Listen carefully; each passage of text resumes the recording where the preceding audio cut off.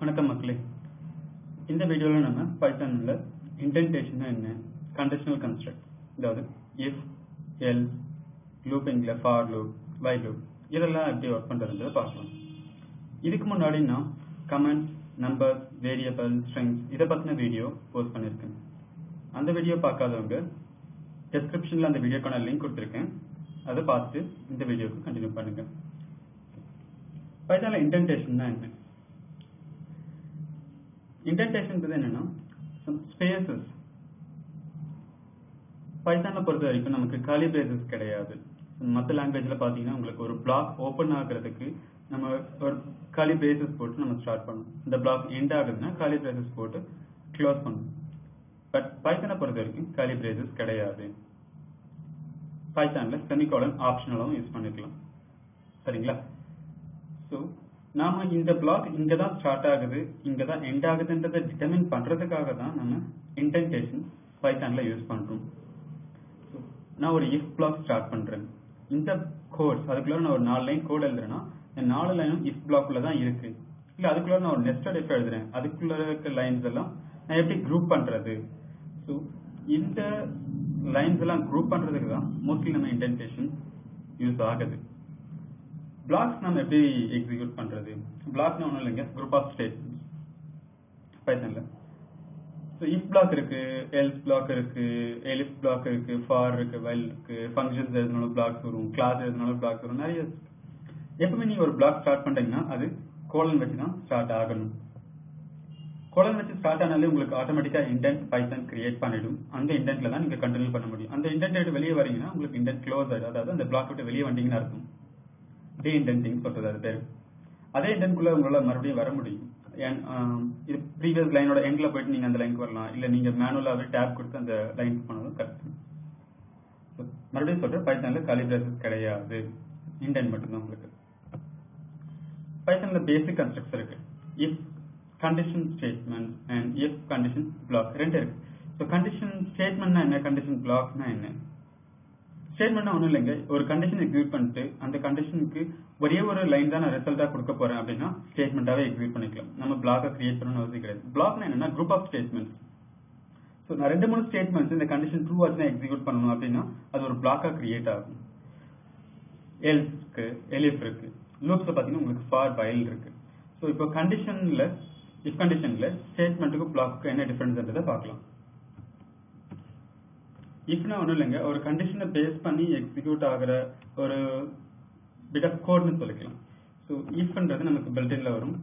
If இந்த இடத்துல நம்ம கண்டிஷனை கொடுக்க போறோம். கண்டிஷன், இந்த கண்டிஷன் ட்ரூவா இருந்துச்சுன்னா நம்ம பிளாக்கை கிரியேட் பண்றோம் கோலன் வச்சு. நான் என்டர் பண்ணாலே எனக்கு இன்டென்ட் ஆட்டோமேட்டிக்கா கிரியேட் ஆயிடும். ஸோ இந்த ஸ்பேஸ் தான் இன்டென்ட். சரிங்களா? ஸோ இங்க நீங்க பிரிண்ட் ஸ்டேட்மெண்ட் எக்ஸிக்யூட் பண்ணீங்க. பிரிண்ட்ன்றது பைத்தான்ல பில்ட்-இன் ஃபங்க்ஷன். என்ன பண்ணுன்னா அந்த பிரிண்ட்டுக்குள்ளார நம்ம கொடுக்குற ஸ்ட்ரிங்ஸா இருக்கட்டும், இல்ல நம்ம வேரியபிள்ஸ் பாஸ் பண்றோம், இல்ல ஆப்ஜெக்ட்ஸ் பாஸ் பண்றோம்னா அதோட வேல்யூஸை எடுத்து டிஸ்பிளே பண்றதுக்காக யூஸ் பண்றோம். பிரிண்டிங் பர்பஸ்க்காக நம்ம யூஸ் பண்ற ஒரு ஃபங்க்ஷன் தான் பிரிண்ட் ஃபங்க்ஷன். ஸோ நான் ஒரு வேரியபிள் எக்ஸிக்யூட் பண்ணிக்கலாம். வேரியபிள்ஸ் கிரியேட் பண்ணும்போது நேமிங் கன்வென்ஷன் வெரி இம்பார்ட்டன்ட். இப்போதுல இருந்து அதை பழகிக்கோங்க. ஏபி எல்லாம் யூஸ் பண்றதை விட்டுடுங்க. ஸோ நேம் என்ன வேரியபிள் என்ன பர்பஸ்க்காக யூஸ் பண்ணிக்கோ அதுக்கான நேம் யூஸ் பண்ணிக்கோங்க. நான் என்ன பண்ணேன்னா ஒரு யூசர் நேமை கிரியேட் பண்ண போறேன். User name equal to admin. இந்த யூசர் நேம் வச்சிருக்கேன். நான் ஒரு கண்டிஷன் செக் பண்றேன். if user name is double equal to admin இந்த இருந்துச்சுன்னா நான் என்ன பண்றேன்னா ஒரு ஸ்டேட்மெண்ட் எக்ஸிக்யூட் பண்ண போறேன். அந்த ஸ்டேட்மெண்ட் நான் என்ன பண்றேன்னா பிரிண்ட் ஃபங்க்ஷன்ல பில்ட்-இன் ஃபங்க்ஷன்ல எக்ஸிக்யூட் பண்றேன். ஸோ பில்ட்-இன் ஃபங்க்ஷன்ஸ்ல உங்களுக்கு கலர் டிஃபரன்ஸ்ல உங்களால ஐடென்டிஃபை பண்ண முடியும். ஸோ பிரிண்ட்ல நான் என்ன பண்றேன்னா வெல்கம் மெசேஜ்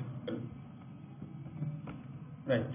ஸோ இந்த கோடை நீங்க எக்ஸிக்யூட் பண்ணீங்கன்னா உங்களுக்கு மெசேஜ் வெல்கம். சரிங்களா?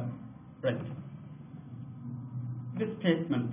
ஸோ இஃப் கண்டிஷன் அந்த கண்டிஷன் ட்ரூ ஆச்சுன்னா பிரிண்ட்ல இருக்கிறது எக்ஸிக்யூட் ஆகுது. இது ஏன் ஸ்டேட்மெண்ட் நம்ம சொல்றோம்னா இன்கேஸ் நான் ஒன் மோர் பிரிண்ட் ஸ்டேட்மெண்ட் இங்க வைக்கிறேன், அதாவது வெல்கம் யூசர் நான் இப்படி பிரிண்ட் பண்றேன். ஸோ ரெண்டு பிரிண்ட் ஸ்டேட்மெண்ட் இருக்கு. இந்த சின்டாக்ஸ் படி ரெண்டு பிரிண்ட் ஸ்டேட்மெண்ட் வரக்கூடாது. அதாவது இஃப் கண்டிஷன் ட்ரூ ஆச்சுன்னா அதுக்கு இமீடியட்டா இருக்க ஸ்டேட்மெண்ட் மட்டும் தான் எக்ஸிக்யூட் ஆகும். அந்த இமீடியட் அடுத்து வேற எந்த ஸ்டேட்மெண்ட் இருந்தாலுமே பைத்தான் எரர் த்ரோ பண்ணும் பை டிஃபால்ட்டா. இன்கேஸ் நீங்க 2-3 ஸ்டேட்மெண்ட் எழுதுறீங்கன்னா அது ஒரு பிளாக்கா தான் கிரியேட் பண்ணணும். இந்த சின்டாக்ஸ் நீங்க எக்ஸிக்யூட் பண்ணீங்கன்னா உங்களுக்கு எரர் வரும்.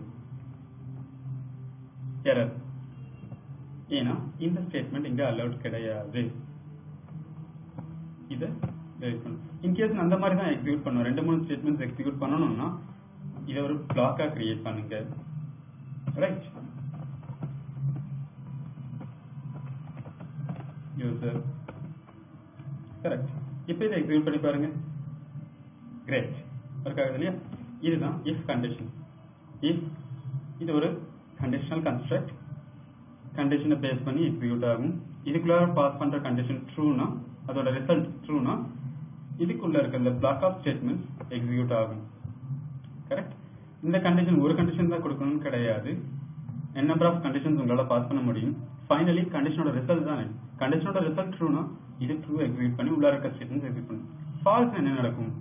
அதுக்கு தான் எல்ஸ் ஸ்டேட்மெண்ட் இருக்கு. இப்போ ஃபால்ஸ் என்னன்னா எல்ஸ் ஸ்டேட்மெண்ட் என்டரை கொடுத்துட்டு இது இன்னமும் இஃபோட இன்டென்ட்ல தான் இருக்கு.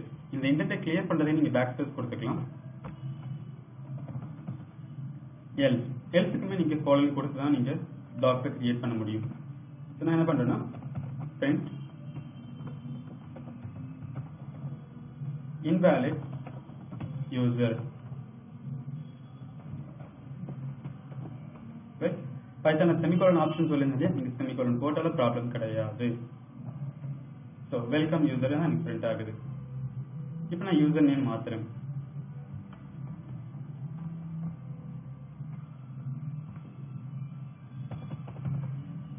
Right.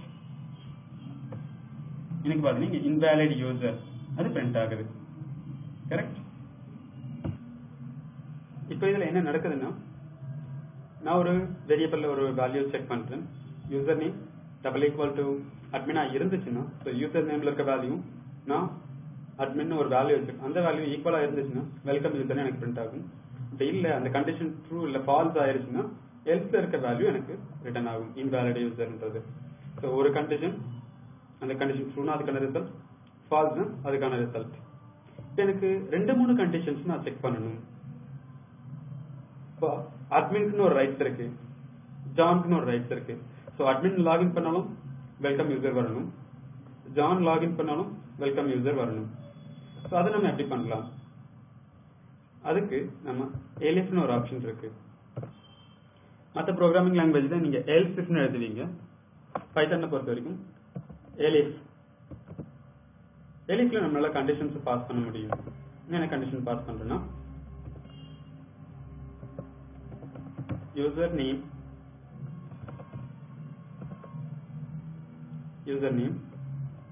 Double equal to John. இப்போ 2 யூசர்ஸ் இருக்காங்க. ஒருவேளை யூசர் நேம் அட்மினா இருந்தா நான் வெல்கம் யூசருக்கு போவேன். இல்ல ஒருவேளை யூசர் நேம் ஜானா இருந்தா நான் அவங்களையும் வெல்கம் பண்றேன். இதை நான் காப்பி பேஸ்ட் பண்ணிக்கிறேன்.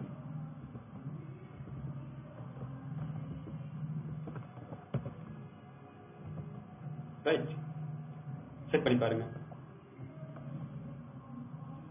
வெல்கம் யூசர் பிரிண்ட் ஆயிருச்சு. நான் யூசர் நேம் போயிட்டு சேஞ்ச் பண்றேன். அட்மின். இப்போ எக்ஸிக்யூட் பண்ணி பாருங்க.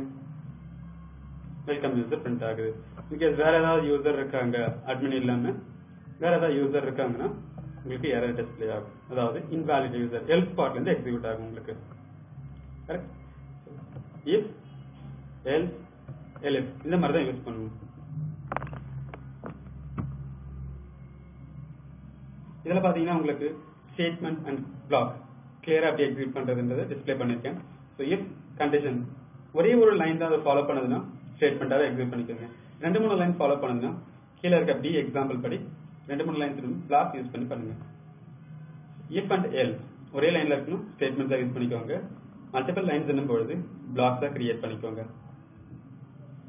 If elif so if a less than 10 condition true ஆச்சுனா helloன்றது print ஆகும்.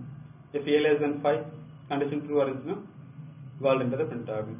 in case நான் ஒரு if எழுதிருக்கேன், multiple elif எழுதிருக்கேன் and then ஒரு else எழுதிருக்கேன்னா condition எங்க true ஆகுதோ அங்க அதுக்கான statements execute பண்ணிட்டு அந்த சீரிஸ்ல இருந்து உங்களுக்கு skip ஆயிடும். for example ifல ஒரு வேல்யூ இருக்கு, elifல ஒரு வேல்யூ இருக்கு, elseல ஒரு வேல்யூ இருக்கு. if conditionம் true தான், elif conditionம் true தான். இந்த சிச்சுவேஷன்ல once if condition true ஆயிடுச்சுனா elifம் elseம் skip ஆயிடும் ஆட்டோமேட்டிக்கா. if condition fail ஆன சிச்சுவேஷன்ல தான் elifக்கு வரும். elif true ஆயிடுச்சுனா else skip பண்ணிடும். ரெண்டுமே falseனா தான் else பார்ட்டுக்கு வரும். இந்த எக்ஸாம்பிள்ல நம்ம அப்படிதான் எழுதிருக்கோம். கரெக்ட்.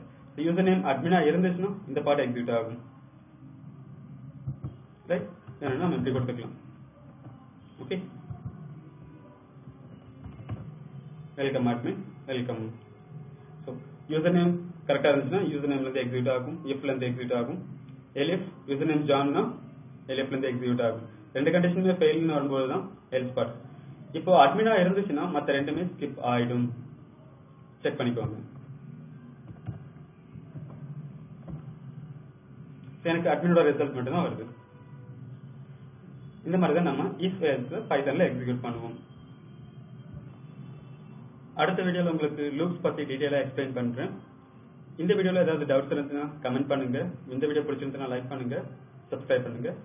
தேங்க்யூ.